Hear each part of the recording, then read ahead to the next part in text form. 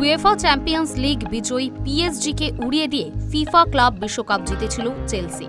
কিন্তু প্রিমিয়ার লিগের প্রথম ম্যাচে ক্রিস্টাল প্যালেসের সঙ্গে গোল শূন্য ড্র করে তারা। দ্বিতীয় ম্যাচেই স্বমেজাজে ফিরল এনজো মারেস্কার দল।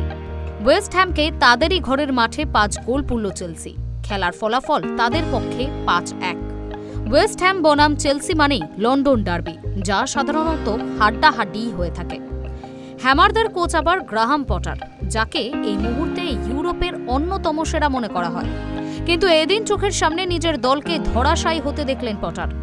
5 গোল খাওয়া নয়, চেলসি বারবার ওয়েস্ট হ্যামের রক্ষণ ফালাফালা করেছে, আরও গোল হতে পারত। ম্যাচের শুরুতে কিন্তু এগিয়ে গিয়েছিল হ্যামাররা। 6 মিনিটের মাথায় বক্সের বেশ খানিকটা বাইরে থেকে বাঁ পায়ের রকেট শটে 1-0 করেন Brazilian midfielder Lucas Paqueta. Minute 10 মধ্যে সমতা ফেরান জোয়াও পেদ্রো। 23 এবং 34 মিনিটে ব্যবধান বাড়ান পেদ্রো নেতো এবং এনজো ফার্নান্দেজ। প্রথম দুটি গোলেই দায় অ্যারন ওয়ান বিশাখা। দ্বিতীয়ার্ধে চেলসির দাপট চলে। 54 এবং 58 মিনিটে আরও 2টি গোল করেন যথাক্রমে মোয়েস কাইসিডো এবং ট্রেভর চালোয়া।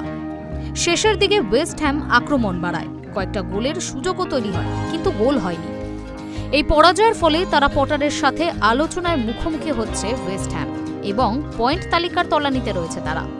ওয়েস্ট হ্যাম গত মৌসুমে খারাপভাবেই শেষ করেছে খেলা এবং পটারের অধীনে 10টি হোম খেলায় মাত্র 9 পয়েন্ট পেয়েছে।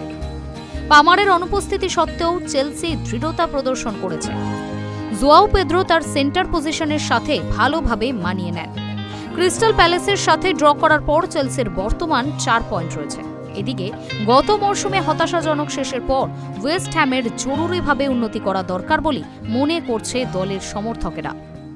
High News network.